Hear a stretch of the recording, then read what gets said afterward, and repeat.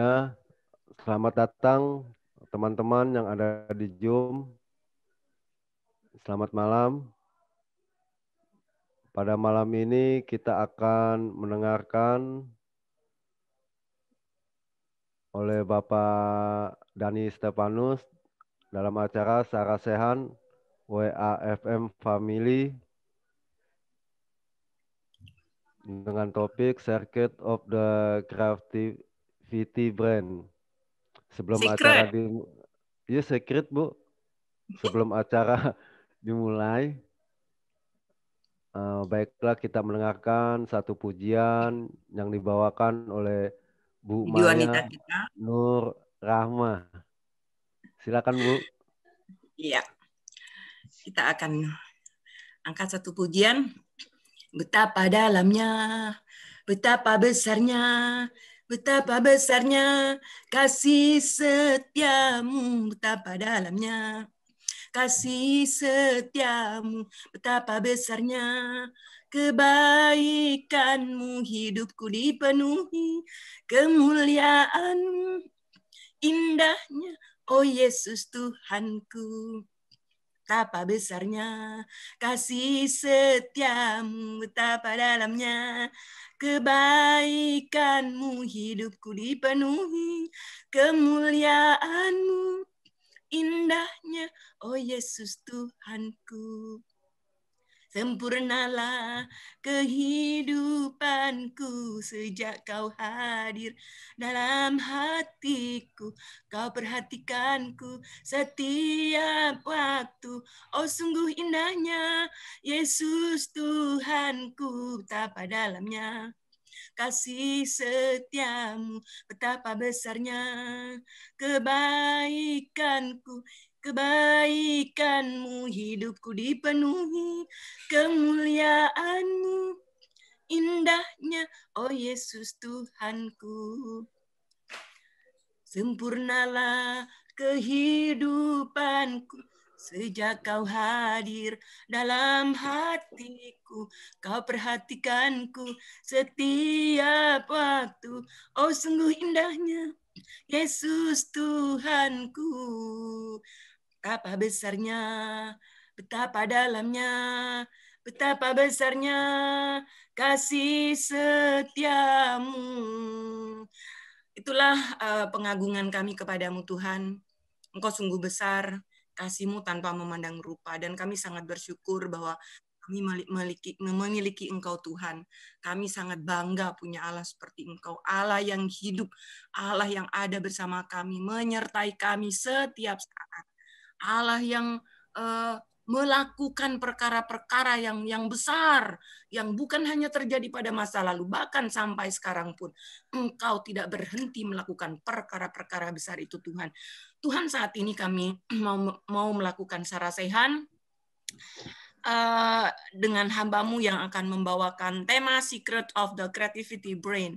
Mari Tuhan urapi hamba-Mu Pak Dani yang akan membawakan acara ini. Engkau pimpin beliau dari awal hingga selesainya nanti. Hanya di dalam nama Yesus. Amin. Amin. Oke, Halo, terima selamat kasih. malam semuanya. Gimana semangatnya saat ini? Boleh dibuka mic ya? Kalau sarasehan itu semuanya boleh dibuka mic karena kita aktif komunikasi timbal balik ya. Oke, Jadi, Pak, semangat. ya, semua boleh dibuka. Boleh, ya buka. Kalau acara webinar, pengajaran, nah itu ditutup. Kalau sarasehan dibuka semua. Oke. Nah, Secret of the Creativity Brain. Rahasia otak yang kreatif. Nah, ini saya kasih rahasianya. Apa nih bedanya anak-anak Tuhan dengan yang di luar Tuhan? Itu beda banget. Kalau saya yang berkecimpung di bidang akademik ya, sekolah sama dengan Bu Maya gitu ya, itu lumayan bisa melihat, lumayan bisa membedakan. Jelas ya, nanti bisa Bu Maya juga bisa share anak-anak Tuhan dengan anak-anak yang di luar Tuhan itu kelihatan. Kemudian bukti reality ya, realitanya yang mendapat penghargaan di luar itu selalu kalau di persentase jauh ya, seringkali mesti anak Tuhan yang dapat. Apakah olimpiade fisika, matematika, coba aja diperiksa olimpiade IT gitu ya. Anak-anak Tuhan yang dapat. Yang kemarin biotek ya. Biotek yang terkait dengan PCR-nya COVID itu anak Tuhan. Itu luar biasa, anak ITB ya. Terus kemudian dia dapat beasiswa di Inggris. Itu anak Tuhan. Nah, sekarang sebagai bahan nanti gitu masing-masing kita menyampaikan pengalamannya. Nah, saya awali dengan apa yang saya alami. Jadi pengalaman saya di Lembaga Penelitian dan Pengabdian Masyarakat Universitas Brawijaya, saya dijuluki sama Prof itu otak komputer, dia bilang gitu. Saya terkenal di situ. Jadi kok selalu ada ide-ide nggak pernah habis gitu ya. Nah, padahal halnya sederhana banget. Saya kebiasaan kalau dulu itu handphone nggak secanggih ini ya. Saya kemana-mana bawa kertas kecil seperti notes ya, sama bolpen itu kemana-mana. Ketika saya naik pesawat, naik kereta, naik bus, apapun, jalan, duduk gitu ya, makan, ingat sesuatu yang saya rasa dapat bahan gitu, langsung saya tulis. Entah itu satu kata, dua kata, itu saya tulis. Nah, kemudian kalau sudah santai di rumah itu, di ruang kerja, saya kelompokkan tulisan-tulisan yang saya dapat tahu-tahu muncul itu, saya kelompokkan. Ini kelompok apa gitu. Kemudian jadi satu opini ya. Jadi satu opini, kalau opini itu terkait dengan ilmiah, saya simpan. Nah, seringkali saya diminta untuk, misalkan, Pak Silvanus, untuk psikologi masyarakat Malang yang terkait dengan pemberdayaan di bidang agro, misalkan gitu ya. Oh, ini aku punya bahan coretan gitu. Nah, orang nggak tahu, tapi hal seperti itu rahasianya gitu ya. Nah, kadang saya kirim ke Kompas, saya dapat uang meskipun nggak banyak ya, 150, 200 itu dari Kompas. Nah, hal-hal ini orang lihat, wih kok banyak ide ya gitu ya. Kok kreatif banget ya. Padahal cuman gitu aja gitu. Nah, sekarang kalau dalam sudut pandang psikologi, kalau kita menggunakan pikiran kita dengan maksimal, terus diolah, kalau tubuh digerakkan itu istilahnya ya, terus gitu, itu semakin aktif. Nah, semakin aktif, semakin mengembang, semakin banyak wacana atau referensi. Nah, itulah bahan-bahan kita kreatif. Namun semua itu menjadi lebih hidup ya, hidup yang lebih hidup kalau kita rajin berdoa. Itu rajin berdoa, baca firman itu beda banget, beneran beda banget itu. Nah, ide-ide selalu ada muncul. Nah, terus contoh kedua, ini dari istri saya, cerita, Pak, tadi kan dia kepala akunting di rumah sakit, kepala bagian ya, ngitung uang itu kurang gitu ya, meskipun kurang 50 atau kurang 100 rupiah gitu ya, dia nyari, padahal misalkan kalau mungkin gampang ya 100 rupiah ambil di kantong lah, gitu ya, selesai gitu ya. Tapi nggak semudah itu, hitungan di atas kertas harus sesuai gitu kan. Nah, dia berdoa, Tuhan, di mana ya kekurangannya? Nah, itu hitungan detik atau menit pasti Tuhan kasih tahu. Itu selalu begitu ceritanya dia. Kadang senyum-senyum, bilang apa? Aku kurang segini, berdoa, Tuhan kasih tahu ini. Nah, kayak gitu-gitu. Nah, itulah rahasianya untuk pikiran kita bisa kreatif dalam menjalani kehidupan ini. Nah, sekarang saya buka masing-masing semua pasti deh punya pengalaman begitu pasti. Silakan. Ayo kita saling memberi. Ayo, Bu Maya, Apiang.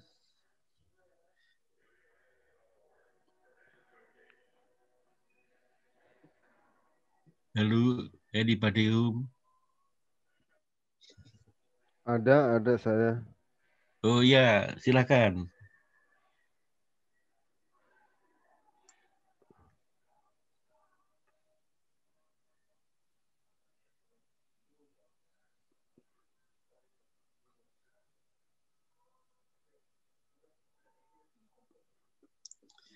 Ayo. Mungkin ya,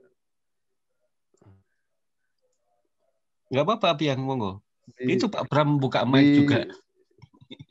dijabarin dulu Pak. Saya belum ini, belum nangkep. Belum belum belum belum ngeh ya. Belum ngeh. Belum Jadi, ngeh apa yang dimaksud dengan Circuit of the Gravity Brain ini, gitu. yo. Nah, gini wes tak kayak kita semua ya kita semuanya ya, Tuhan ciptaan Tuhan diberi modal yang namanya otak analis ya. Jadi di kepala kita itu ada bagian atau area bagian itu khusus menganalisa. Nah, apa yang dianalisa? Semua hal yang kita lihat, semua hal yang kita dengar gitu ya. Misalkan yang kita dengar nging, otak menganalisa, oh itu suara nyamuk gitu ya. Nah, seperti itu. Nah, otak analisa ya, apapun gitu. Terus kita nih bau nih, bau masakan nih kayaknya nasi goreng. Nah, menganalisa gitu, menganalisa bau gitu ya. Terus penglihatan, di depan kita ada pemandangan bagus. Oh, pemandangan depan ini pemandangan laut gitu, dianalisa gitu, dinilai gitu ya. Atau di depan itu lukisan gitu. Nah, itu otak analisa ya, menganalisa semua. Terus kemudian apa yang kita tangkap dengan mata, dengan telinga, pendengaran gitu ya, kita raba, semuanya itu namanya data. Ya, data. Nah, kita bekerja, apapun pekerjaan kita, ada yang sebagai guru, ada yang bekerja di pabrik, atau wira swasta, apapun deh pekerjaan kita. Nah, ketika kita bekerja, terutama yang wira swasta, itu selalu berusaha pekerjaannya itu inovatif. Ya, inovatif, kreatif, itu berusaha seperti itu. Kenapa? Supaya usaha kita laku. Ya, kalau guru kreatif, inovatif itu supaya apa? Supaya murid-murid nggak jenuh mendengarkan pengajarannya, gitu ya. Nah, semuanya perlu kreativitas. Nah, itu. Nah, sekarang apa nih bedanya kreativitas yang anak-anak Tuhan punya dengan orang yang di luar Tuhan? Nah, itu. Terus kalau tadi contohnya kalau di bidang saya ya, akademik, Bu Maya juga, itu ngelihat perbedaan antara kreativitasnya anak-anak Tuhan sama anak-anak di luar Tuhan. Nah, itu. Jadi sekarang saya ingin tahu share-nya yang ada di sini, seperti apa yang pernah pengalamannya yang terkait dengan kreatif atau ide-ide itu. Itu. Ini Pak YP nih, coba Pak YP. Soalnya kreativitasnya dia di bidang apa namanya multimedia ya Pak ya, pulsa ya. Bagaimana dia beranjak dari bawah, mempunyai satu ide dan berkembang sampai sekarang. Coba Pak YP kasih contoh. Pak Yulianto.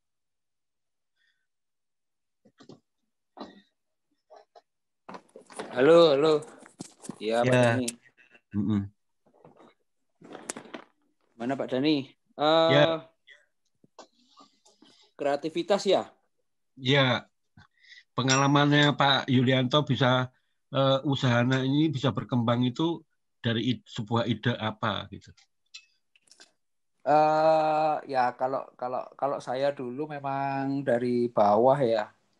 Jadi merintisnya lumayan lama.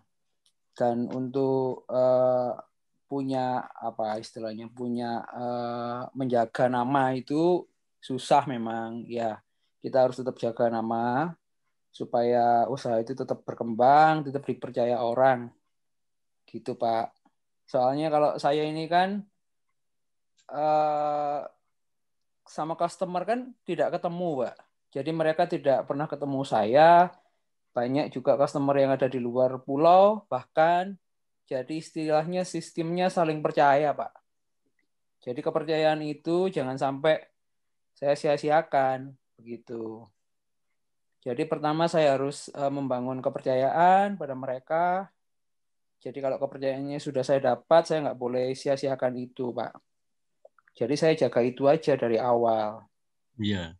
Kemudian muncul ide membangun kepercayaan itu bentuknya seperti apa gitu ya. Ide supaya menarik ke pelanggan itu seperti apa. Itu dari mana muncul idenya? Kalau zaman dulu kan masih jarang ya, Pak. Usaha saya ini kan masih jarang. Kalau sekarang sekitar 5 tahunan akhir ini sudah mulai marak ya. Dengan munculnya Tokopedia, Bukalapak, terus Lazada, mereka yang perusahaan-perusahaan besar mulai muncul, mereka mulai merebut pasar. Kalau sekitar 5 tahun lalu ya masih jarang, Pak. Jadi persaingan belum begitu banyak. Jadi promosi yang saya lakukan adalah waktu itu sih website. Jadi saya buka website, terus sama seperti punya kita WFM ya. Sekarang pun zaman sekarang juga website masih penting. Zaman dulu ya sekitar 5-10 tahun ke belakang dulu juga penting. Jadi informasi yang didapat adalah dari Google. Jadi orang tinggal ngetik di Google Search itu untuk cari. Jadi mungkin di key-nya diambil. Dulu saya belajarnya otodidak, Pak. Jadi saya pasang website saya pasang di key Google Search. Jadi begitu orang ketik dengan key tertentu itu muncul website saya, Pak, di atas gitu. Jadi saya sekarang lupa caranya gimana, udah lama ya karena ya. Jadi sekarang saya juga udah nggak fokus itu. Saya fokus untuk mempertahankan agen-agen yang lama. Plus tentunya juga masih cari agen baru, tapi kalau sekarang sih untuk yang baru agak susah ya untuk menjangkau yang luar-luar pulau, luar daerah, karena persaingan juga sudah mulai banyak. Jadi saya tetap fokus untuk pertahankan agen lama, customer yang lama saya pertahankan. Caranya untuk menjaga ini ya, menjaga transaksi, Pak, supaya nggak terlalu ya Pak Dhani kan sudah nyoba ya. Jadi memang kecepatan itu dibutuhkan, keakuratan dibutuhkan. Terus kalau ada komplain, keluhan itu kita harus respon dengan cepat. Jadi itu yang saya bangun, Pak. Jadi trust tadi, kepercayaan yang dari agen, dari customer, karena mereka juga nggak pernah lihat saya, mereka nggak pernah datang ke tempat saya. Tiba-tiba mereka percayakan dananya untuk masuk. Ya itu kita nggak boleh, istilahnya kita nggak boleh untuk khianati, Pak. Mengkhianati itu kan banyak di antara teman-teman saya, ya teman dalam tanda kutip ya, maksudnya sama dengan jenis usaha yang sama dulu itu mereka ini nakal. Nakalnya begini, Pak. Mereka kumpulkan dana, tapi dana itu diambil lari sama mereka, Pak.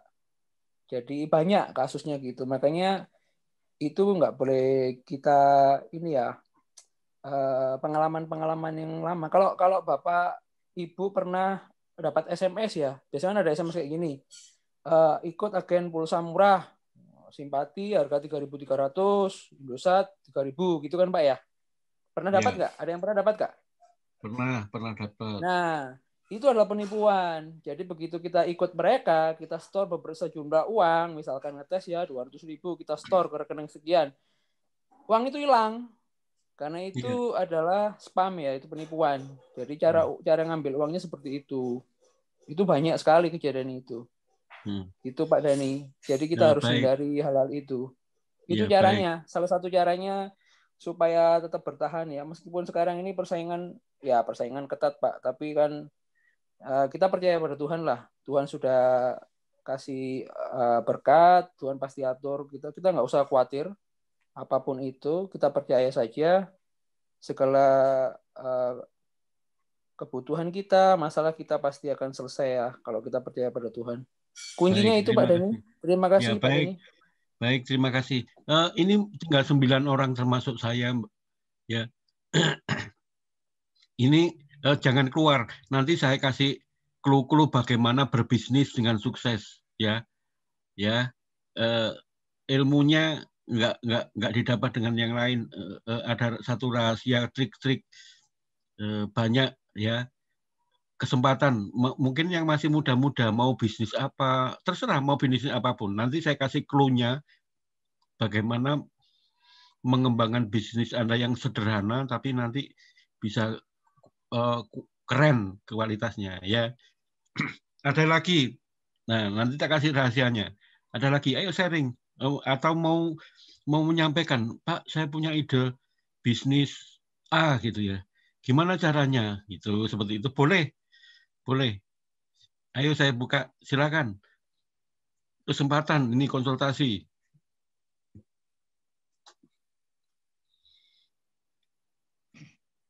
Ayo, silakan Mas Agus, Pak Han. Silent is better. Ini siapa mau? Ayo, kesempatan Anda. Misalkan bisnis gorengan pun nggak apa-apa. Ada triknya.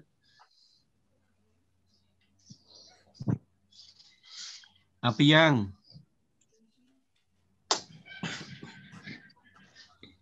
Mau bisnis apa Pak? Saya terserah apa aja.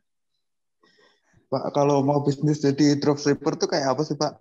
Bisnis jadi apa, Mas Agus? Dropshipper yang beli barang di luar negeri itu, yang dari China gitu. Itu kan harganya lebih murah kalau dimusuhin dari barang di Indonesia kan. Oh iya. Di toko-toko online. Ya, ini Mas Agus. Yang pertama Mas Agus cari barang yang paling dibutuhkan. Tapi nggak gampang expired. Paling dibutuhkan nggak gampang expired. Ya, satu itu dulu dicatat. Kemudian yang kedua, kelas. Kelas itu berbicara tentang harga. Kira-kira harga segini ini dijangkau oleh kelas menengah ke bawah atau kelas atas, seperti itu. Nah, kalau sudah menemukan itu, kemudian yang berikutnya tingkat kepercayaan membeli barangnya. Gitu ya. Mas Agus beli ke perusahaan di luar negeri itu beli satu misalkan. Datangnya berapa lama, terus kemudian kemungkinan lakunya cepat tidaknya seperti apa. Nah, itu pikirkan di situ. Kalau semakin mahal sebuah barang, Mas Agus bermain ke bunga banknya. Nanti kalau terlalu lama rugi, ya. Nah, hitungannya di situ.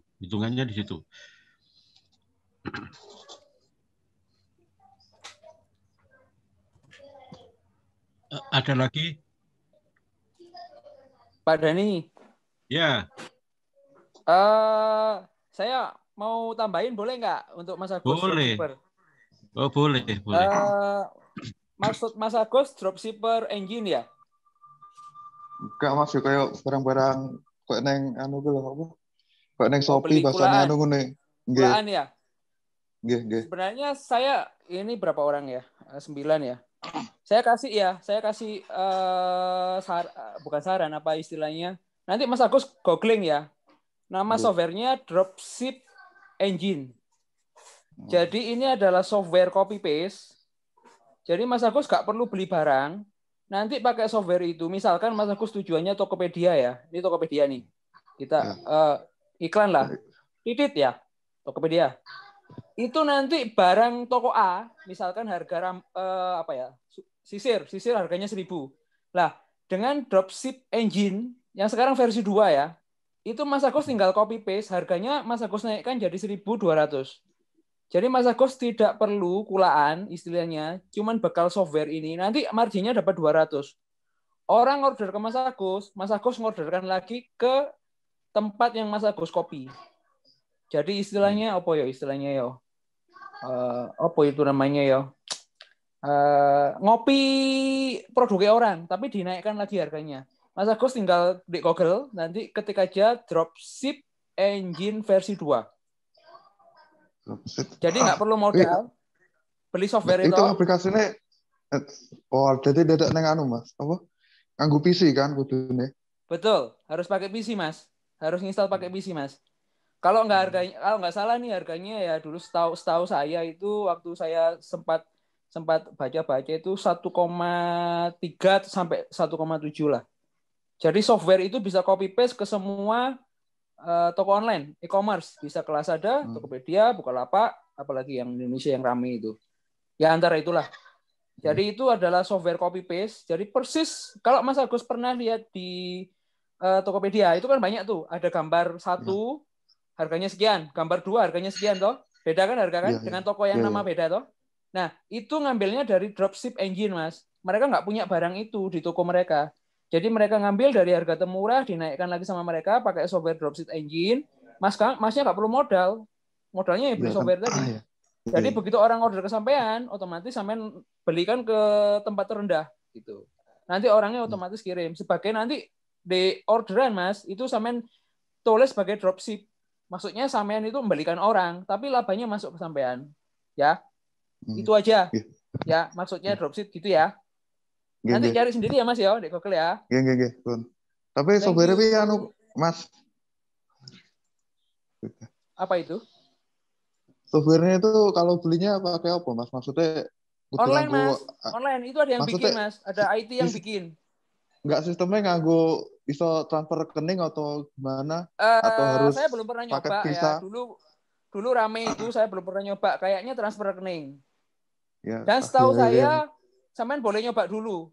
Dapat trialnya. Nanti nego aja sama orangnya. Mau trial saya biasanya dikasih Mas untuk trial.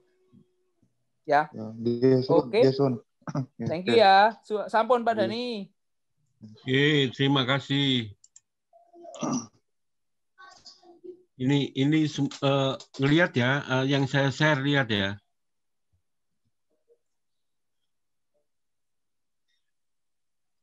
Semua bisa lihat yang saya share? Bisa Pak, bisa.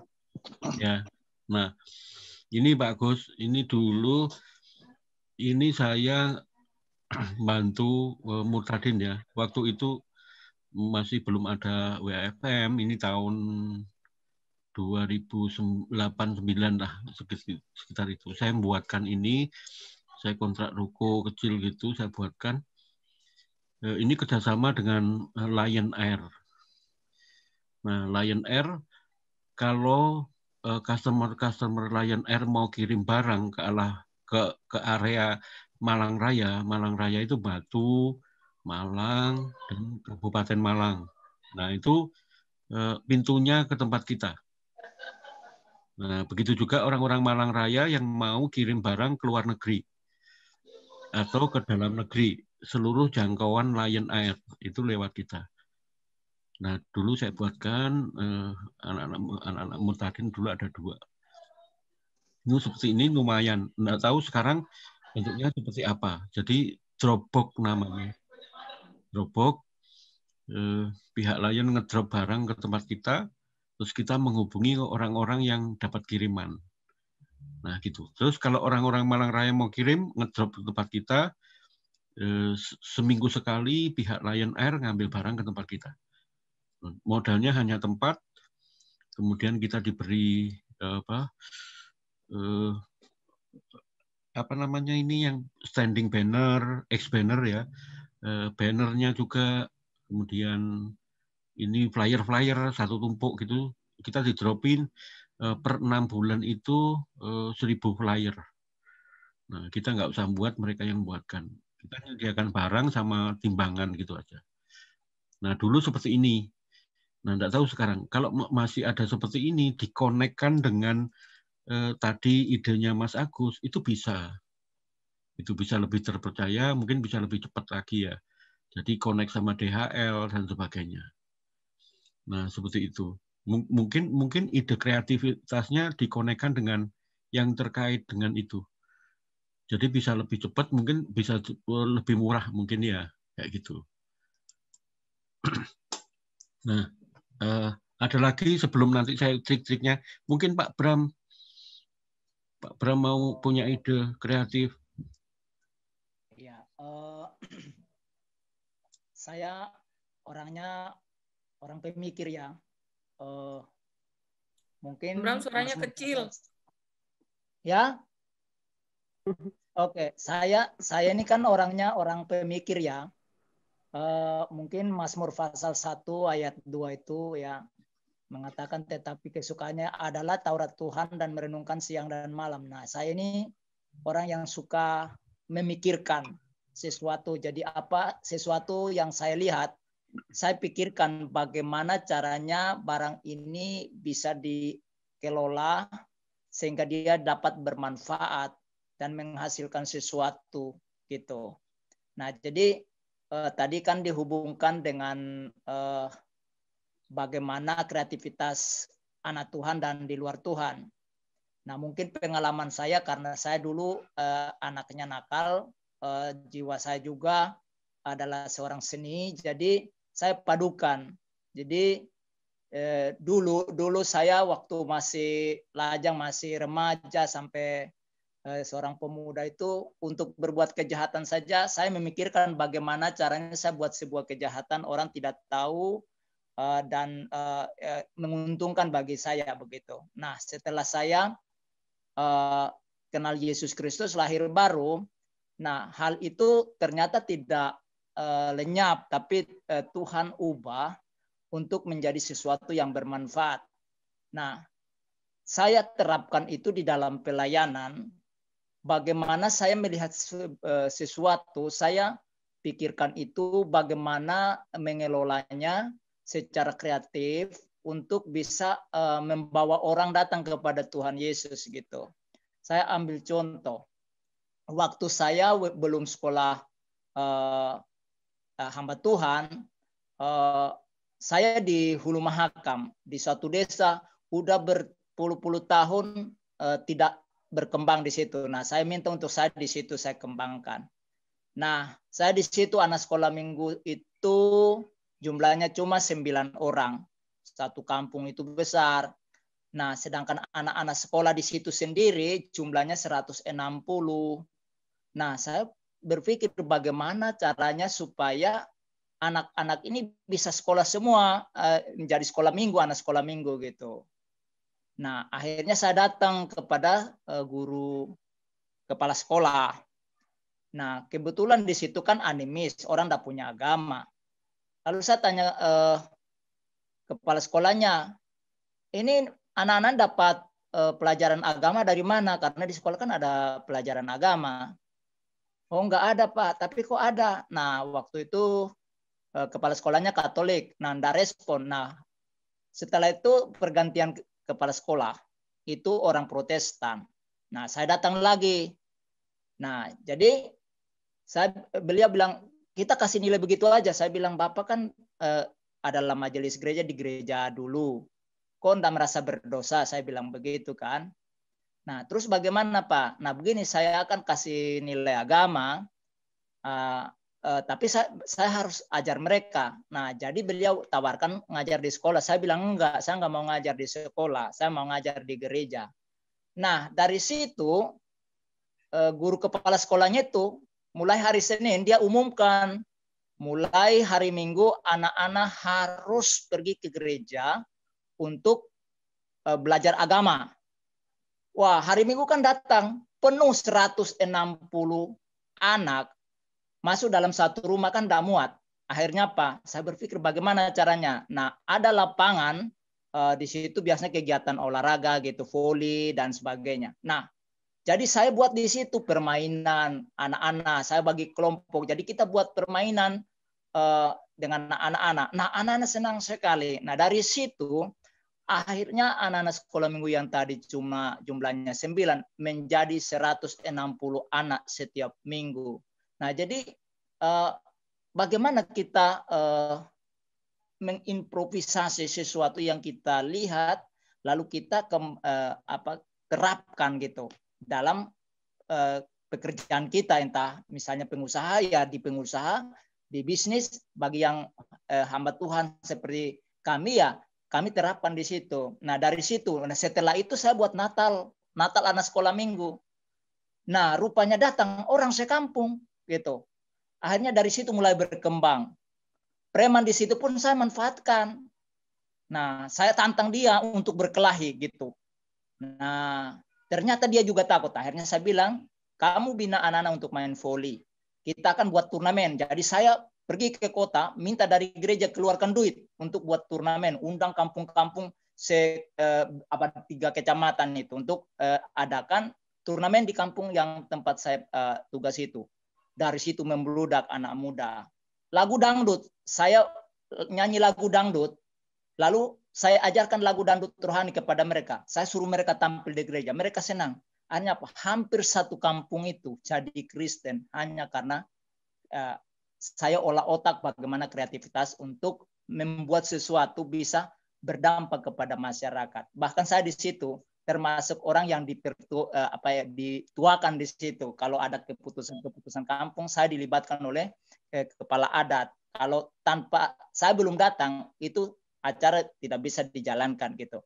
Nah, jadi di sini kita perlu Tuhan kasih otak bagi kita untuk kita kreatif. Apapun yang kita lihat, bisa kita olah itu sedemikian rupa untuk bisa bermanfaat bagi orang banyak. Mungkin itu tambahan. Ya, terima kasih Pak. Ya, terima kasih Pak Bram. Terima kasih. Ya. Pak Bram mungkin bisa tambahkan.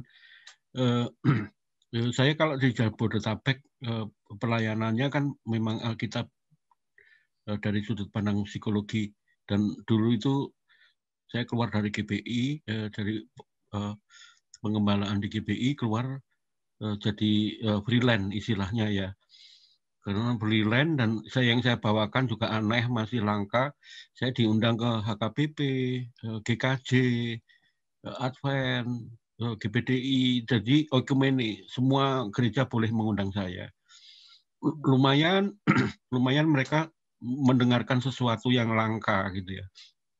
Nah kemudian kalau saya membawa khotbah ini, rekor saya yang besar itu 1.400 jemaat. Jadi saya selalu minta wireless Pak Bram. Jadi mic nggak saya pegang tapi nempel di sudut telinga, terus menjulur ke dekat mulut ya. Warna-warni sih ada yang hitam, ada yang putih gitu.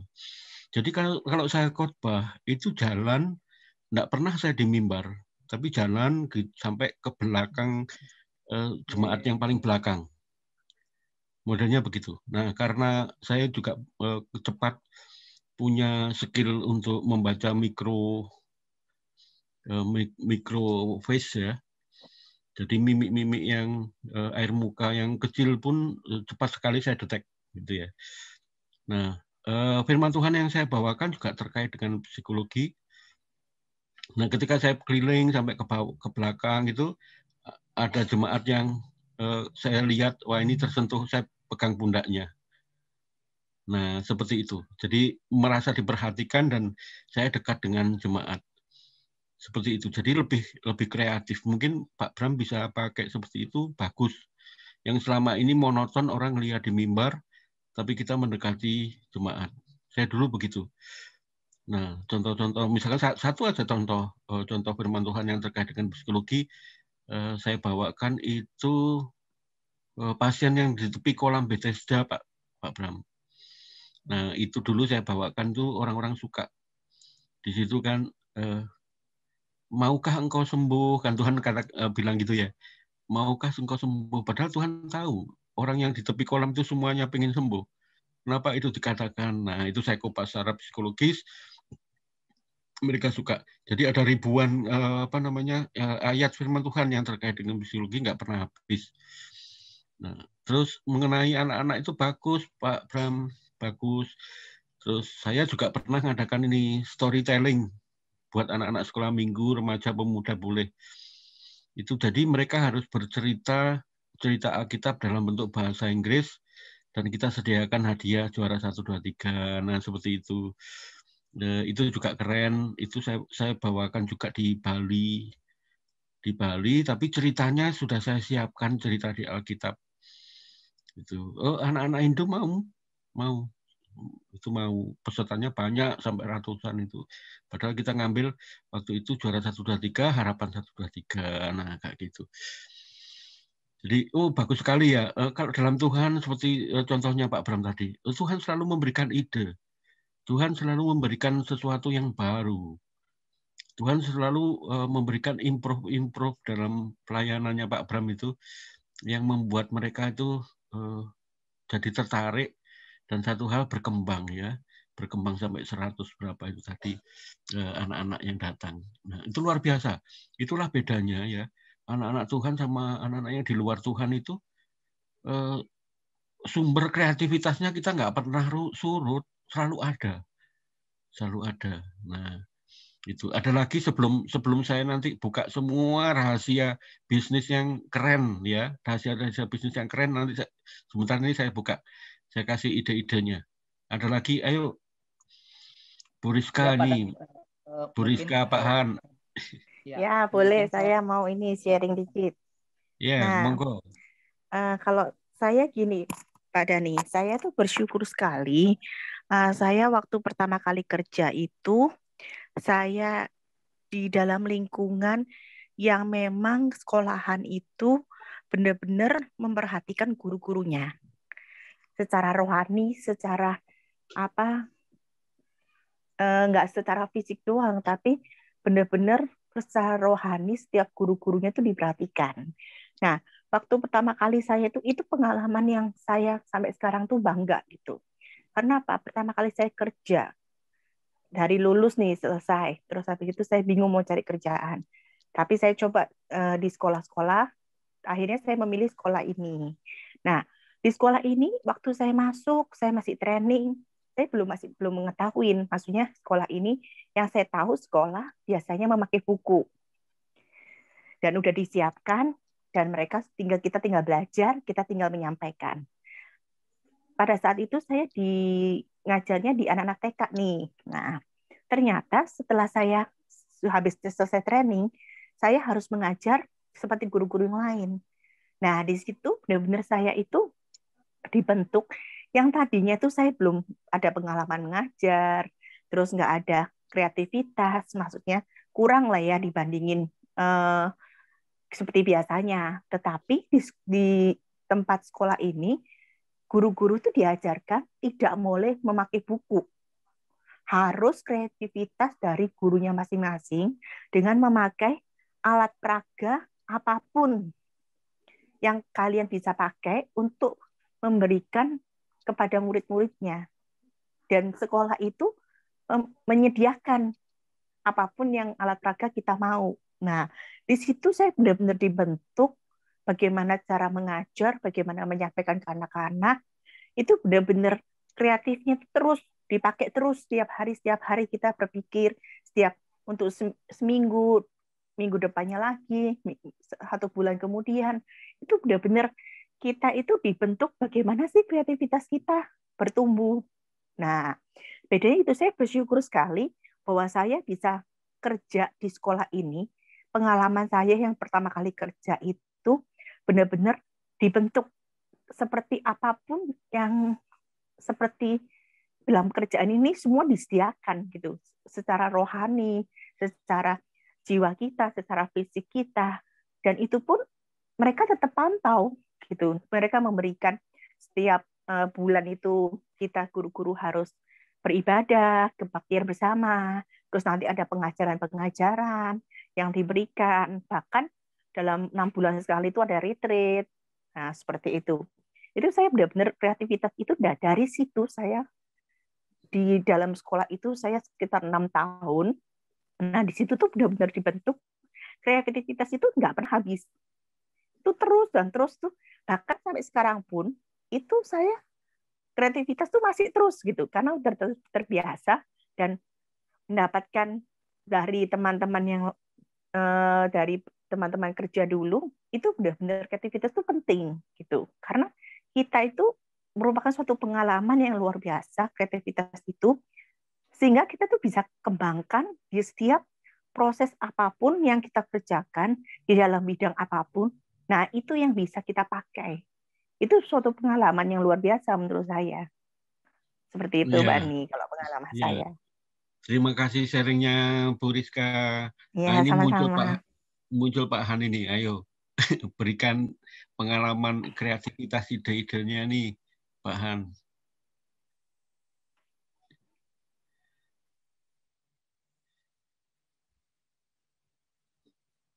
Halo, Pak Han yang keren.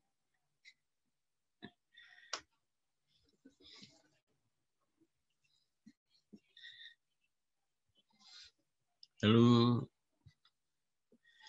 Baik ya, biar apa namanya ini ya. Nanti pilih-pilih ya.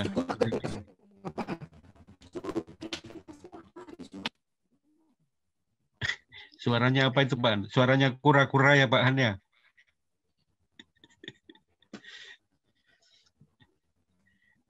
Halo. Apiang sama Mas Agus ya.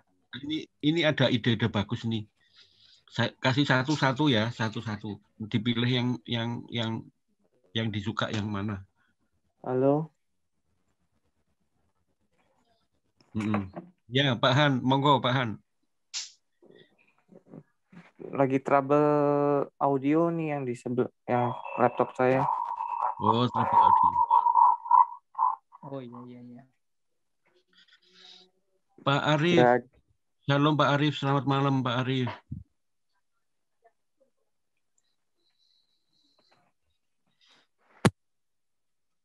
Pak Arif yang mana tuh, Pak? Itu Evangelis Arif Gulo. Apakah beliau mantan Islam? Kurang tahu. Karena ada seorang pendeta juga mantan Islam, namanya Pak Arif. Kalau Gulo itu dari Nias, berarti biasanya Kristen sih. Oh iya. Oh, audionya belum connect. Ya, belum connect. Ya, belum connect. Ya. Mas Agus, kalau mau berbisnis nanti pilih ya. Saya kasih pelan-pelan. Banyak ini pengalaman saya waktu pemberdayaan ekonomi masyarakat. Jadi memberdayakan anak-anak yang punya semangat bekerja, tetapi mereka nggak punya ide. Ya. Saya sampaikan yang pertama, seperti yang foto yang saya share di admin ya. Kelihatannya kan saya mancing kayak seperti pengemis yang ngitung uang koin di emperan toko. Nah, itu gini. Yang mana Pak? Belum. Oh, Mas Agus belum pernah lihat ya? Iya, kapan-kapan. Kapan-kapan. Nah, itu saya membimbing salah satu anak pemulung. Saya nggak kasih modal, sengaja. Biar dia yang cari modal. Nah, biar saya tahu konsistensinya dia memang benar-benar ingin berwirausaha. Kemudian hasil mulungnya dia disisihkan, saya tunggu sampai cukup. Ketika cukup, waktu itu beli kompor 1 tungku ya, kemudian beli gas, peralatan lah untuk menggoreng. Nah, kemudian yang menjadi beda dengan gorengan-gorengan yang lain itu tepung. Kemudian gula, saya pilihkan gula halus, terus kemudian vanili, kemudian telur. Nah, tepungnya ini tepung segitiga biru atau yang di atasnya itu tepung apa itu ya? Yang dari Cakra. Semarang itu campur. Bukan Bu, lebih bagus lagi. Bukan, Bogasari. Itu yang ada ini ya sama sagu ya, kalau nggak salah. Nah, kita jualannya mainnya di pisang. Pisang satu sisir itu kalau pisang kepok kita bagi 2, satu aja bagi 2. Jadi kalau satu tangkai itu isi berapa itu bisa 2 kalinya. Nah, itu labanya banyak banget. Nah, terus rasanya beda. Jadi tepung, gula, vanili, telur.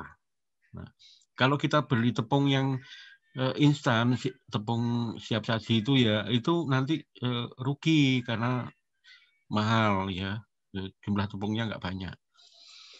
Nah, hasilnya luar biasa, sekitar 175% labanya. Nah, terus kemudian dia terberat, cepat ya uang saya berkembang. Nah, terus kemudian malam kedua saya masih temani, malam ketiga saya lepas, malam keempat saya periksa, saya pantau, malam ke berikutnya, jadi saya tentatif saya datang. Kemudian perkembangannya luar biasa bagus, pesat banget, sudah mantap, saya tinggal. Terus terakhir itu dia bersyukur banget, semakin giat melayani Tuhan, dia pindah ke Gunung Putri kalau nggak salah. Nah, terus dia bilang bisa beli rumah walaupun rumahnya sederhana katanya gitu ya. Nah, seperti itu. Itu satu, ya. Satu, pisang goreng. Yang kedua, saya bimbing tukang sayur.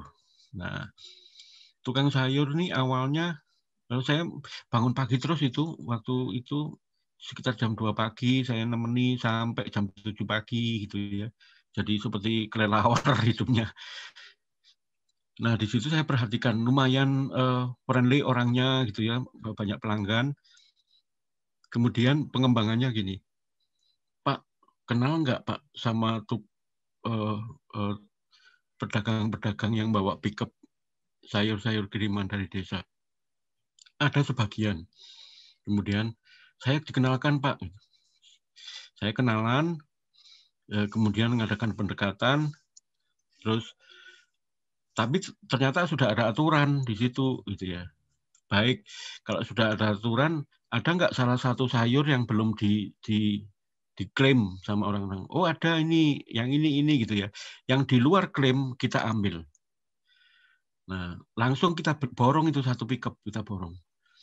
Nah waktu itu saya dapat terong satu pickup, langsung borong. Kemudian tukang sayur yang naik motor gitu ya, yang keliling-keliling perumahan itu pada ngambil. Nah, kemudian langganan begitu pickupnya datang, kita sibuk nih satu kantong plastik yang ukuran setengah kilo, 1 kilo, cepet-cepet ini nimbangnya karena mereka ambil cepat gitu. Nah, dari kita menurunkan terong itu di pickup sampai semuanya habis itu kisaran 2 sampai 2,5 jam habis satu pickup. Nah, itu orangnya senang banget. Nah, semakin berkembang. Itu ide kedua. Ya. Ide ketiga ini mungkin basi ya, dulu itu saya warnet gitu ya. Warnet sudah nggak perlu diceritakan karena sudah tergerus oleh pulsa ya, paket-paket. Smartphone, Pak. Iya, sekarat. Nah, terus kemudian yang saya lihat ini yang bagus, yang kemarin saya sampaikan di grup admin ini print ya.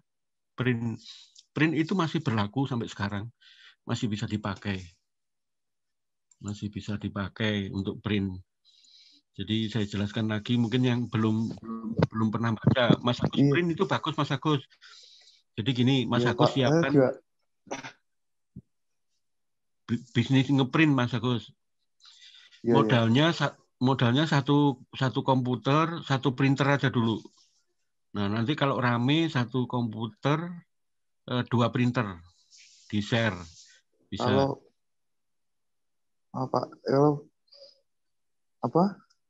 Kalau ide print itu kan kalau ngeprint buku boleh nggak, Pak? Itu kan ada copyright-nya, Pak. Boleh, sebentar. Nanti setelah selesai tentang print ini Mas Agus boleh tanya ya. Nanti Mas Agus biar berkembang, bisa ngambil sesuatu dari ini, ya. Iya. Ya, jadi print ini yang pertama disiapkan tadi kan satu komputer, satu printer. Ya, kemudian kertas nih. Kertas kan mahal nih, satu rem ada 35, ada 40, macam-macam ya. Nah, nyiasatinya dengan beli ukuran plano. Ukuran plano itu ukurannya kira-kira satu pintu. Kalau kita punya pintu rumah itu ukurannya segitu plano itu. Nah, satu rem plano, nggak tahu harganya sekarang berapa. Nah, itu ke tempat pemotongan, biasanya kalau kita beli di tempat kertas itu ada tempat motongnya juga. Biaya motongnya 5.000. antara 5.750. Kalau saya dulu biaya motongnya masih 2.500. Nah, satu plano itu satu rem isi 500 kan. Nah, kita potong sesuai permintaan, mau kuarto, A4 atau HPS gitu ya. Tergantung kita mau yang potongan yang mana. Gitu ya. Misalkan potong kuarto, nyiapin untuk anak-anak skripsi A4 ya kayaknya. Skripsi tesis itu A4 biasanya. Nah, kita potong ukuran itu. Jatuhnya satu rem kalau sekarang, kemarin saya tanya-tanya sekitar 22.600, 22.400 satu remnya. Jatuhnya seperti itu. Nah, jenis kertas putih itu ada 3. Yang bawah, yang tengah, yang atas. Yang paling atas itu super white. Nanti kalau super white satu remnya jatuhnya sekitar 27, 28 gitu. Nah, ambil yang tengah-tengah aja biar labanya agak besar. Kemudian tintanya usahakan beli minimal yang 2,5 liter. Kalau syukur-syukur punya uang beli langsung 5 liter, 1 jerigen gitu. Nah, seperti itu. Terus kemudian printernya yang injek ya. Ketika beli langsung jadi injek. Nah, nanti kalau sudah tersedia semua itu per print saya kemarin ngitung ulang Pak Han sama Bu Rizka, ngitung ulang jatuhnya sekitar 340. Sekitar 340. 340 itu kita laba Rp60. Dari itu. Ya kita jual 350 lah. Kalau di dekat kampus apa dibandingkan dengan fotokopi hasilnya kan jauh dengan print. Gitu. Print yang kuat tuh Epson gitu ya. Nah, bisa dikalikan satu rem kita labanya berapa. Nah, kalau untuk warna itu modalnya paling Mas Agus keluar per kertas ya, untuk full loh ya, ini untuk full loh ya. Full misalkan foto gitu ya. Full A4 foto itu sekitar Rp600, 550, Rp600 sekitar itu. Nah, kalau kita full warna itu di warnet kan mahal tuh. Nggak tahu sekarang berapa. Nah, kalau Mas Agus jual warna Rp1.000 gitu. Waduh, laris banget. Laris. Kalah itu fotokopi. Yang hitam juga kalah. Nah, itu kalau dekat kampus, dekat sekolah, ya, itu semakin banyak nanti dapat laba. Semakin banyak. Saya dulu itu satu komputer saya ada banyak. Waktu itu warnet ya, di sebelahnya BRI, Jalan Balai Pustaka, sebelah selatannya HKBP. Mungkin kalau orang-orang lama atau tanya orang gereja gitu, warnet IBC, Pak Stefanus gitu, tahu. Atau tanya BRI-nya, Pak Stefanus, sebelah saya pasti gitu, tahu, masih ingat mereka. Nah itu khusus untuk print, saya itu punya karyawan 3, khusus print aja. Karena dekat Universitas Jakarta, UNJ. Nah itu dosen-dosen, mahasiswa semuanya print di sana. Ya. Kemudian ini kalau bisnis sekolah itu milik saya sendiri ya, kampus ya. Ini kampus saya kalau dibandingkan dengan kampus pariwisata yang lain, katakanlah kalau di Malang kampus pariwisata yang keren kan miliknya Universitas Brawijaya. Jadi vokasinya dia sudah raksasa, sedangkan kampus saya apalah ya dibandingkan dengan itu, kalah jauh. Kalau kampus di Bali itu waduh luar biasa persaingannya. Satu kabupaten yang terakhir ada sekitar 142 sekolah pariwisata. Satu kabupaten Singaraja aja ya. Buleleng. Nah, saya harus bersaing dengan segitu banyaknya sekolah. Gedung-gedung mereka bagus banget. Kayak hotel-hotel gitu. Sedangkan saya biasa aja gitu. Terus gimana caranya saya punya nama dan bersaing? Nah, inilah ide yang Tuhan berikan kepada saya dari hubungan dengan Tuhan saya gencar gitu ya. Tuhan, bagaimana nih persaingan seperti ini. Terus kemudian sekolah yang saya miliki saya suntik atau apa namanya, model pengajarannya human development. Human development itu membangun kemanusiaan. Cara membangunnya apa? Dengan cara yang pertama studi kasus. Jadi materi-materi yang saya sampaikan dengan studi kasus. Pariwisata itu contohnya gini, housekeeping ya, yang melayani kita nganterin makanan itu waiters. Kalau di hotel housekeeping itu yang melayani kita ngambilkan kurang handuk gitu ya, misalkan minta sabun, minta makanan diantar ke kamar, ya, minta minuman atau apa gitu ya. Nah itu housekeeping. Nah seperti itu.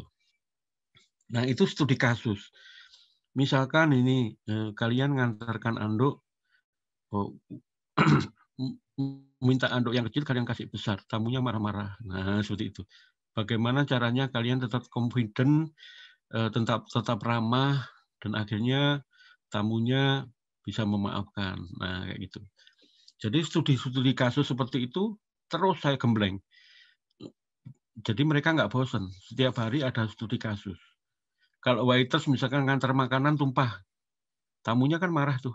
Nah, bagaimana caranya mereka tetap nggak grogi, tidak panik, SOP tetap jalan, mereka meminta maaf dengan baik, dengan raut muka yang ramah, tetap senyum, seperti itu. Nah, studi-studi kasus seperti itu banyak sekali. Nah, setiap kali materi pelajaran terus kita gembleng dengan studi kasus. Ya, lost and found gitu ya. Lost and found itu misalkan kita keluar hotel lupa nih handphone. Nah, terus kita nggak ngambil, nggak itu masukkan kantong plastik, diserahkan ke front office, ngisi form gitu ya. Ketika tamunya tanya, telepon, oh ada, disiapkan gitu. Hal seperti itu, macam-macam lah. Nah, strateginya itu. Apa hasilnya? Sekolah saya mendapat penilaian terbaik di JW Marriott, bahkan internasional ya, yang berpusat di Jakarta, di Amerika itu. Saya dipanggil khusus untuk presentasi. Bagaimana caranya kok bisa punya mahasiswa yang confident-nya, attitude-nya sangat luar biasa, ngalahkan sekolah-sekolah internasional yang lain. Nah, itu ya. Jadi rahasianya, secretnya, rahasianya, idenya itu dari Tuhan. Idenya dari Tuhan. Itu muncul. Nah, itu rahasia-rahasia bisnis yang bisa saya sampaikan kepada Bapak Ibu Saudara. Atau mungkin dalam pekerjaan, aku nggak bisnis nih, pekerjaan gitu ya, pekerjaan. Di Jakarta saya pindah-pindah sana sini karena waktu itu masih labil ya psikis saya. Tapi Tuhan membanjiri saya dengan ide-ide untuk bekerja. Dulu saya pernah diterima di Exxon Mobil, padahal luar biasa susahnya itu masuk Exxon Mobil. Jadi saya dulu masih jadi bebas apa ya, bukan freelance istilahnya kalau di sana. Di sana ada tenaga marketing tetapnya. Saya di luar tetapnya itu. Jadi kalau saya masuk dapat honor, kalau enggak ya enggak. Honornya itu honor di luar tetap. Jadi cukup biasa, enggak ada lebih-lebihnya. Tapi di situ karena saya memang orangnya penasaran banget, enggak mau dikalahkan gitu istilahnya. Saya memeras otak, mereka sistemnya sudah bagus banget. Exxon Mobil itu the best management in the world. Itu. Gimana caranya? Ternyata saya luar biasa, Tuhan kasih ide menemukan satu celah menciptakan feedback from customer duplex itu ya. Itu karya saya dan mereka kaget. Kok ini anak baru bisa menciptakan satu laporan yang luar biasa gitu kan. Saya masih ingat saat itu juga masih 1 minggu saya diangkat jadi marketing tetap. Nah, contohnya begitu. Jadi kita tidak akan pernah nggak punya ide, selalu punya. Jadi rahasianya minta sama Tuhan, apapun pekerjaannya, apapun itu. Nah, kalaupun kompetitor kita sangat syarat gitu ya, penuh gitu ya, apa yang terjadi? Tuhan sendiri yang akan kirimkan customer, seperti Pak YP tadi bilang. Kalau untuk 5 tahun ke belakang sini gitu ya, banyak perusahaan-perusahaan besar ya startup yang raksasa yang keluar dengan berbagai option pelayanan keinginan customer membeli pulsa semakin mudah dan sebagainya. Jangan khawatir, Tuhan sendiri yang akan mengirimkan customer kepada anak-anak Tuhan. Ya. Satu hal bahwa rahasianya adalah ketika kita hidup dengan benar di hadapan Tuhan dan layak, Tuhan akan pasti berkati. Pasti berkati. Ya. Itu masukan saya. Mungkin ada tambahan dari Pak Eka Wardana. Salam, selamat malam. Mas Agus, kalau mau ada yang ditanyakan lagi. Ya, Monggo. Pak. Kalau itu kan jadi saya... Halo, Pak. Ya. Jadi terpikir untuk ide buat itu, Pak, yang apa? Print itu, Pak. Ya, yang print. Print yang pertama punya bidikan tempat nggak? Nggak punya, maksud saya tuh malah justru pengen punya ide, tapi nggak tahu apakah ide ini melanggar atau enggak ya. Gimana? Saya sih sebenarnya pengen kalau punya print itu dipakai buat bikin buku, tapi ngambilnya itu buku-buku copyright gitu, Pak. Terus etikanya gimana itu, Pak? Jadi baca buku gitu loh, Pak, maksudnya. Iya. Kalau di Malang yang besar itu, saya nggak mau sebutkan namanya. Di Malang ada yang besar sekali, tokonya besar sekali. Nah, di situ kalau Mas Agus datang ke toko itu, misalkan Mas Agus mahasiswa nih, punya referensi buku judulnya ABC gitu ya. Nah, harganya mahal nih di Gramedia atau di online, di bookstore-nya aslinya juga harganya mahal. Mas Agus datang ke toko buku itu, Mas Agus bilang, saya bisa nggak pesan buku pengarang ABC ini? Oh bisa Pak, nanti sekitar 1 minggu ya, atau berapa hari. Jadi di toko itu, mau buku model apapun, buku-buku internasional juga ada. Nah, itu bisa pesan seperti itu. Tapi saran saya, seperti itu hak copyright ya. Itu. Iya kan, itu kan masalahnya kan itu kan, Pak. Iya, enggak boleh. Ambillah bisnisnya. Iya kan.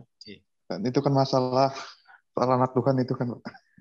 Iya, haki itu kalau ya. bisa, iya, Pak. Ya. Terima kasih, Pak. Eka tadi kayaknya mau tanya ya, atau mau nambahi, ada ide Pak Eka Wardana, monggo. Nyimak aja, Pak. Salam, saya dari Kalimantan Timur.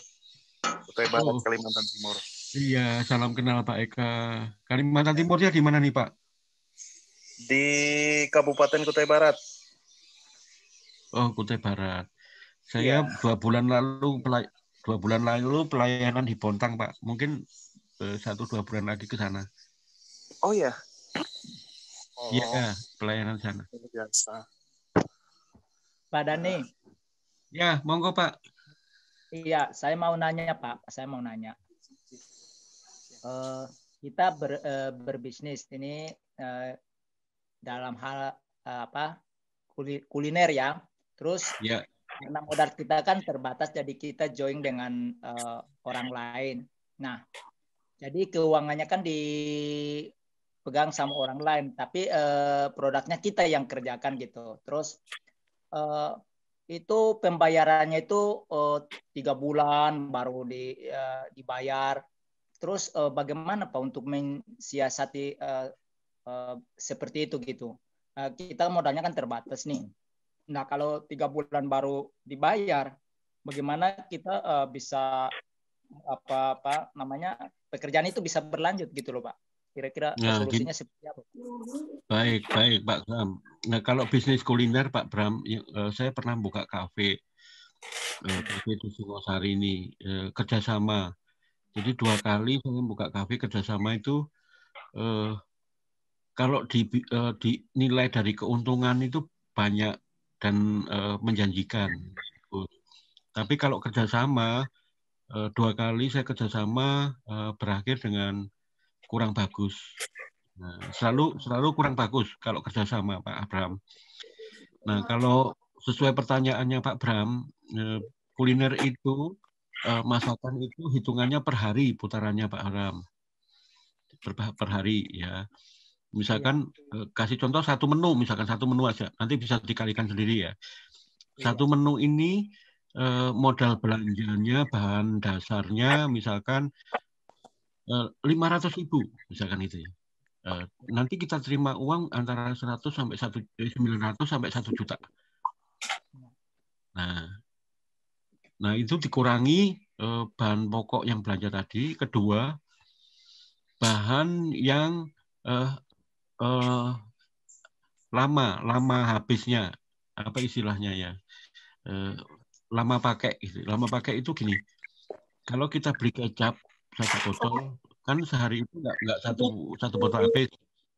Nah, kalau kita beli minyak goreng, juga nggak habis saat itu juga, semua masih ada. Terus gas ya, gas kompor, gasnya itu kita hitung mau berapa, mau 5% atau 10%. Nah, itu hitung dari jumlah yang laku, berapa piring misalkan itu. Nah, seperti itu. Nah, putarannya per hari. Nah, cara menghitungnya itu tadi Pak Bram, jumlah laku ya, jumlah uang, total uang dikurangi modal belanja, dikurangi bahan lama habis. Nah, itu. Kalau modal 500 itu uang sekitar 900 sampai 1 juta. Ya. Tergantung jenis masakan. Ada masakan yang 150%. 150 berarti kita terima uang sekitar 1,5 juta sampai 1.400.000 sampai 1,5 juta, sekitar itu. Itu di luar minuman loh ya. Kalau minuman labanya bisa 200%. Ya, minuman es jeruk, es teh itu 200. Nah, itu ngitungnya Pak. Jadi rawan korupsi untuk hal ini. Jumlah laku minuman 10, mereka bisa mengatakan 7. Itu sudah lumrah, pengalaman saya 2 kali ya. Nah, seperti itu. Saran saya kalau bisnis kuliner itu jangan kerjasama. Ya, Pak Bram. Jadi gini Pak Dhani. Jadi misalnya saya ini kan kerjasama dengan Pak Dhani. Jadi produk saya itu kan kita kan order ke perusahaan gitu. Nah, jadi pihak perusahaan ini mestinya kan saya kasih komisi sama saya kan yang mengerjakan. Komisinya kan Pak Dhani yang dapat. Nah, tapi dari pihak perusahaan ini transfer uangnya ke Pak Dhani. Baru Pak Dhani bayar saya. Nah, Pak Dhani 3 bulan baru bayar saya, sedangkan tiap hari itu kan saya harus keluarkan modal untuk produk yang harus saya kerjakan untuk order ke perusahaan gitu. Nah ini kan menjadi kendala. Gimana Pak solusinya? Contohnya seperti itu, solusinya seperti apa? Ya, baik. Jadi kalau bisnis kuliner seperti itu ya, catering atau apa, itu nggak bisa Pak Bram. Bayar 3 bulan itu nggak bisa. Karena belanja kan hari ini. Iya. Nah, pemakaian bahan-bahan semuanya kan hari ini. Itu tetap nggak bisa. Itu SOP atau prosedur yang tidak bisa ditawar. Ada uang, dapur jalan. Kalau nggak ada uang, dapur nggak jalan. Itu tingkat kerugiannya tinggi nanti. Tinggi, nggak bisa Pak Bram. Oke Pak. Oke. Makasih banyak Pak ya. Oke. Berarti kalau dari sisi seperti itu, alangkah bagusnya mungkin ditinjau lagi SOP-nya. Kalau memang tidak bisa, pemutusan hubungan kerjasama aja mungkin Pak ya. Sedangkan nggak bisa Pak Bram, harus harus dibayar saat ini juga. Iya. Oke, makasih banyak Pak. Jadi dibayar masak gitu. Iya, sama-sama. Oke, makasih Pak. Ada yang mau sharing atau memberi masukan, tanya jawab, pengalaman tentang bisnis? Silakan.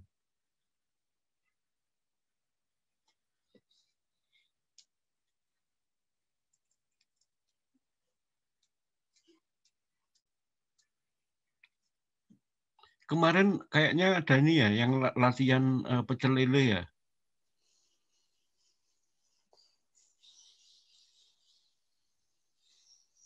Oh, si Ardi ya, Pak Han ya, si pecel lele ya.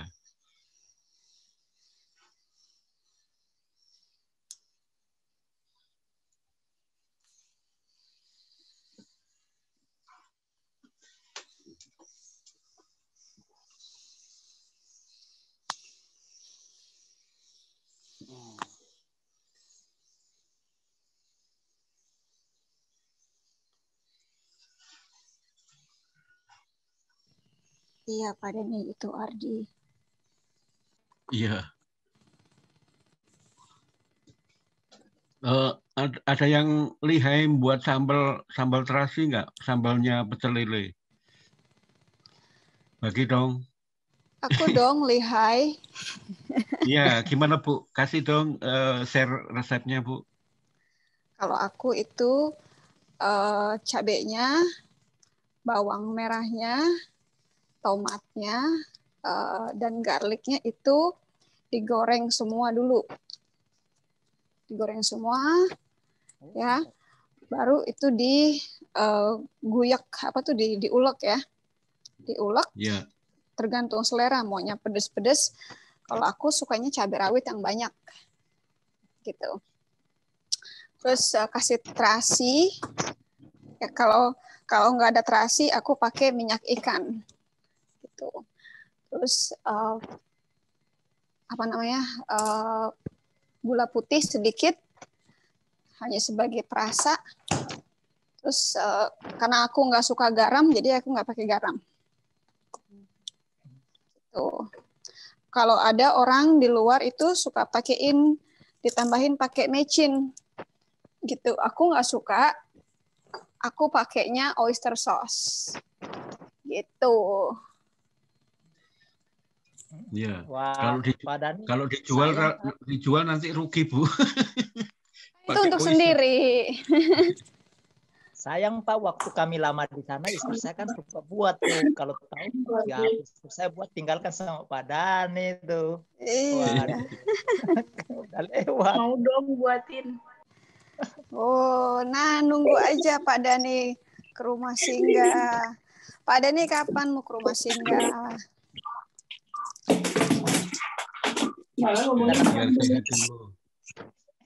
Kita paketkan.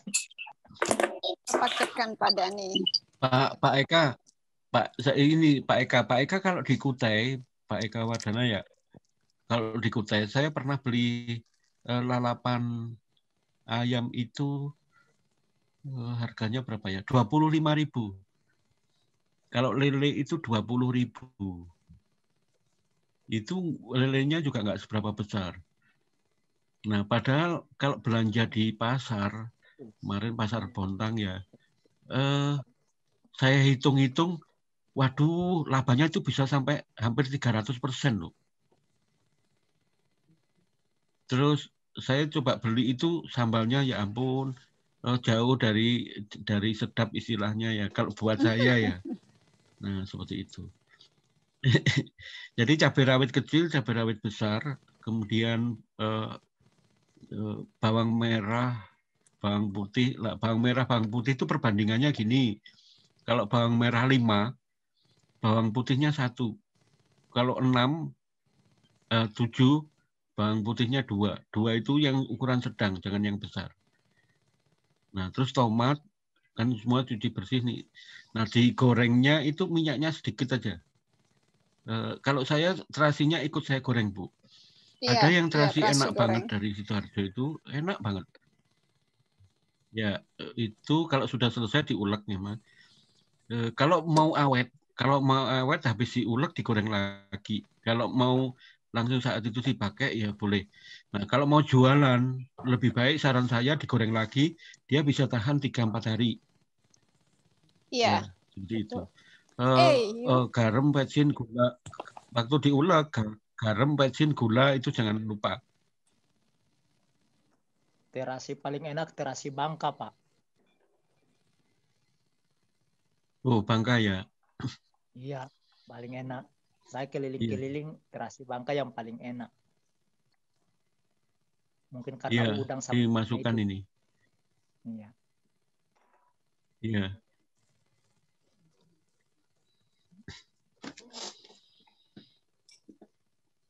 Ada bisnis apa lagi? Ini bisa bagi-bagi nanti apa namanya pemberdayaan anak-anak kita yang butuh berusaha, kita bisa sarankan ke arah situ. Sebenarnya kalau anak-anak mau usaha ya, gampang. Itu jual makanan seperti yang Pak Dani bilang, pecel lele, minum-minuman, gorengan. Ya memang kerja sedikit ya. Kalau aku pikir sih kerja sedikit, talentanya nggak perlu banyak. Itu keuntungannya banyak. Cuma memang anak-anak zaman sekarang ini gengsinya lebih tinggi daripada kebutuhan perutnya sendiri.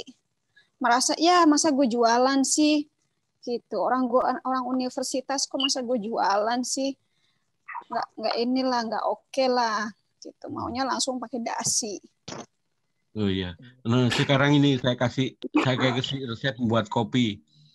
Ayo membuat kopi. Semua pasti kalau membuat kopi seperti biasa siapkan cangkir atau gelas. Kopi bubuk dimasukkan, kemudian gula. Betul begitu ya? Enggak. Atau kalau saset, ya sasetan dimasukkan. Betul begitu? Nah, ini saya kasih resep yang rasanya kopi bubuknya boleh sama. Kita buat misalkan gampangan ya, kopi kapal api. Semuanya sama kopi kapal api. Terus cara nyeduhnya seperti biasa Bapak Ibu ya. Siapkan di gelas itu tadi gula bubuk, kemudian tuang air panas. Semuanya biasa seperti itu. Kalau biasanya kalau gelas itu bubuknya berapa? 1 sendok makan? Atau satu sendok makan tambah lagi sedikit? Ya, biasanya begitu ya. Kalau cangkir itu 3/4 sendok makan, gitu ya. Nah, sekarang saya pernah jualan kopi, larisnya minta ampun. Nah, gini caranya. Rebus air, ya, siapkan gelas, kemudian rebus air. Ketika airnya mendidih, kopi bubuk itu tuangkan di air mendidih itu, tuangkan di situ. Hati-hati jaga besar kecilnya api. Biasanya dia langsung berbuih langsung naik ke atas, tumpah nanti kalau nggak cepat-cepat dikecilin. Nah, ketika bubuk itu membuih, ya di airnya mendidih, kecilin airnya cepat-cepat. Nah, kecilin, aduk di situ, aduk di pancinya, terus matikan kompor. Nah, habis matikan kompor, baru deh tuangkan gulanya sesuai selera, ya. Nah, itu kalau kopi natural, yang beli pesen kopi natural. Terus saya sediakan kopi rasa stroberi, kopi rasa coklat, ya, kopi rasa vanila. Caranya gimana? Kita beli topping tuh. Di mall ada topping. Nah, ngasih toppingnya itu hanya 1 tetes. Toppingnya kan harga sekitar antara 25 sampai 30 ribu itu. Nah, tergantung mereka minta apa, minta topping apa. Toppingnya cuma 1 tetes gitu aja. Ya, waktu mendidih atau waktu di gelasnya boleh ngasihkannya.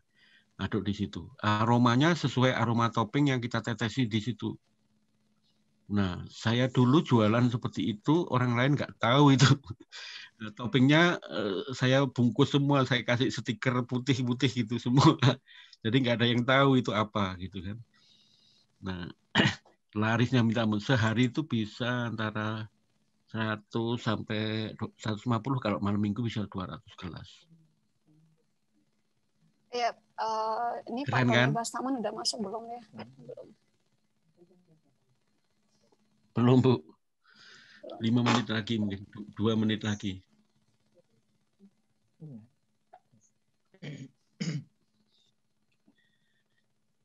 Iya, kalau soal kopi, pernah rasa kopi rasa apel Pak Dani, rasa salak.